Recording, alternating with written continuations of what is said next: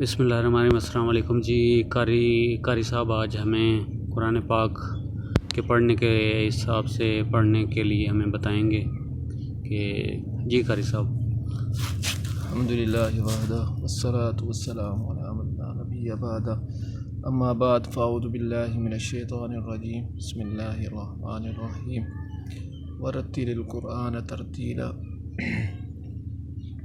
तो सामीन मोहतरम कि कुरान पाक को तजवीद के साथ पढ़ना और उसके मखारज का ख्याल करना ये क्यों ज़रूरी है। सबसे पहले तो ये बात है कि इसका हुक्म अल्लाह तबारक व तआला ने कुरान पाक में फ़रमाया है। जैसे मैंने आयत तिलावत की कि वरत्तिलिल कुरआन तरतीला, कि अल्लाह तबारक व तआला ने हुक्म फरमाया कि कुरान पाक को ठहर ठहर कर पढ़ा जाए। और आक़ाए दो आलम सल्लल्लाहु अलैहि वसल्लम की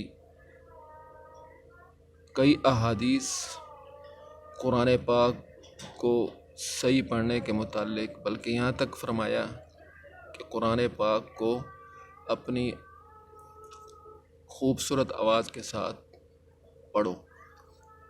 तो उसमें ये है कि कुरान पाक पढ़ते वक़्त गाने की तरज से आक़ाए दो आलम सल्लल्लाहु अलैहि वसल्लम ने पढ़ने से मना फरमाया है कि कुरान पाक को गाने की तर्ज पर ना पढ़ा जाए। तो मेरे सामीन मोहतरम, ये आपने अक्सर देखा होगा कि कुर्रा हज़रात मखारज पर ज़ोर देते हैं। तो ये क्या वजह है कि हा हलक से निकालनी चाहिए, खौफ ये इस तरह से पढ़ा जाए। तो इसकी वजह ये है कि जो ये अरबी के अल्फाज हैं, इसके एक एक लफ्ज़ के कई कई मानी बनते हैं। एक हरफ कई मानी रखता है। ये हमारे उर्दू की तरह नहीं है कि अगर किसी को हम बात कर रहे हैं कि आपके दिल में ये बात है, तो अगला आदमी समझ रहा है कि ये दिल की बात कर रहा है। लेकिन अरबी की जो इबारत है, जब वो पढ़ी जाती है, जब तक उसका मखरज ठीक नहीं होगा, अगले आदमी को बात समझ नहीं आएगी। तो जिस तरह से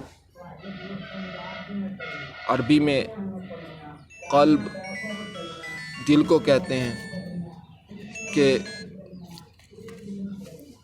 अगर क़ाफ दो नुक्ते वाला उससे पढ़ा जाएगा क़ल्ब, तो बात समझ आएगी कि दिल है।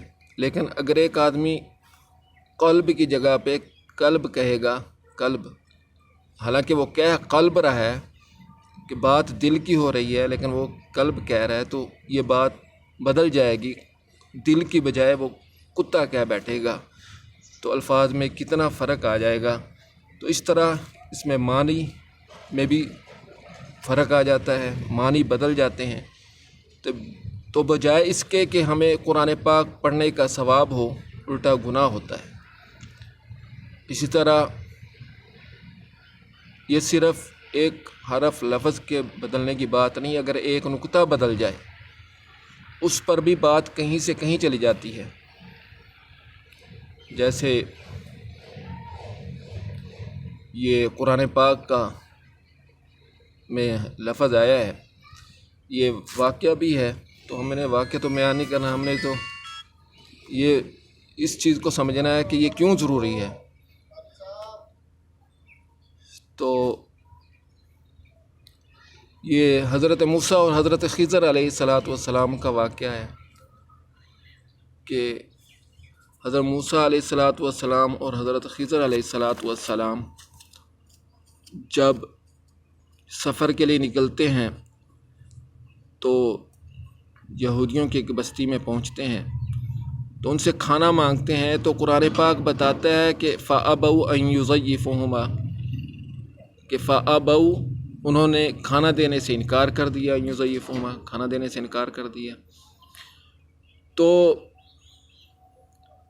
اب جب یہودیوں نے دیکھا کہ اس میں تو ہماری ذلت ہے، تو اس وقت جو حاکم تھا حجاج بن یوسف، حالانکہ وہ بہت بڑا ظالم جابر حاکم تھا، اس نے بہت ظلم کیے تھے، یہاں تک کہ تابعین بھی ان کی اس کے ظلم سے محفوظ نہیں رہے، لیکن اللہ تبارک و تعالیٰ نے قرآن پاک کی حفاظت کا ذمہ اپنے ذمے لیا ہے۔